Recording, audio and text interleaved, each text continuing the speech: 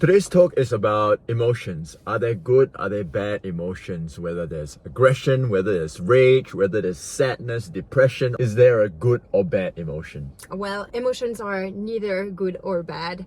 Emotions are signposts. So they are telling you where is it that you need to go now. So emotions, what are they?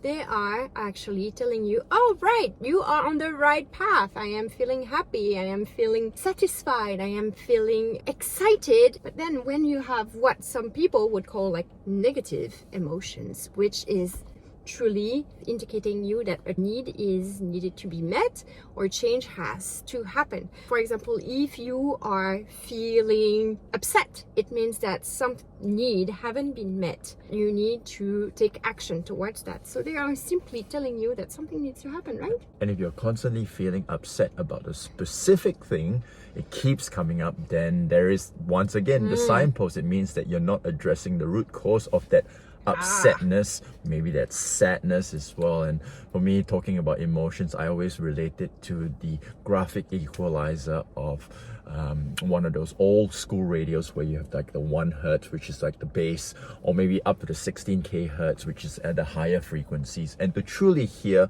the full spectrum of the orchestra, of the music, you want to have all these frequencies at different levels to experience the full spectrum of the audio track.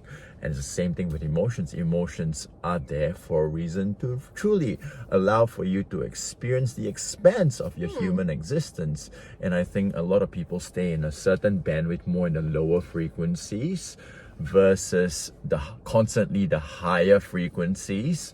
There is like the high emotions, like where there is a feeling of satisfaction, and then there is the lower emotions where there is a feel of a lack. True. And so this is like showing you, yeah, you're on the right track. And this is like, man, you are, like we're lacking stuff. There is something that doesn't go right. There is things that are happening over and over and over again. We need to change something. And so the emotion of annoyance is becoming stronger, and then the annoyance becomes anger. And then, like it's like, because this emotion is like, hey, we need to change direction, wrong path. And there is the opposite also as well. It's like when you are numb, no emotion at all. So it's like being dead. And basically it's like, okay, there is no like these emotions are not being heard, so I'm not gonna express anything anymore. No joy, no nothing. So these emotions are telling you, like, or the lack of emotions are telling you something needs to change. In life, in order to feel alive, is that there is no right or wrong emotions to feel. It's like you feel them and you see like, oh, so it's like, okay, so this is the baseline, and what you want to achieve in life is probably more, like be able to move more to experience the top emotions that are telling you, yeah, you're on the right track, you're being you are authentic to yourself, and you are achieving your life goals, versus like, whoa, be careful, you are like the lower part, you are walking away from your meaningful life and from what you want to achieve. So it's learning how to understand these emotions. What are they telling you? And befriend them.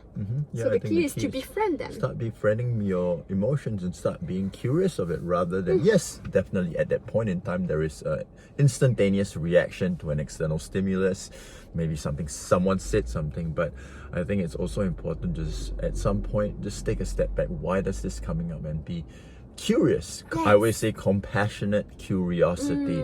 Be curious and then be able to unpack what those emotions is telling you. And maybe there is a shift, there is a change that needs to happen in your life right now. And a lot of times the fear of change, the perceived fear of change, is a lot worse than the actual change, the decision of change itself, more often than not.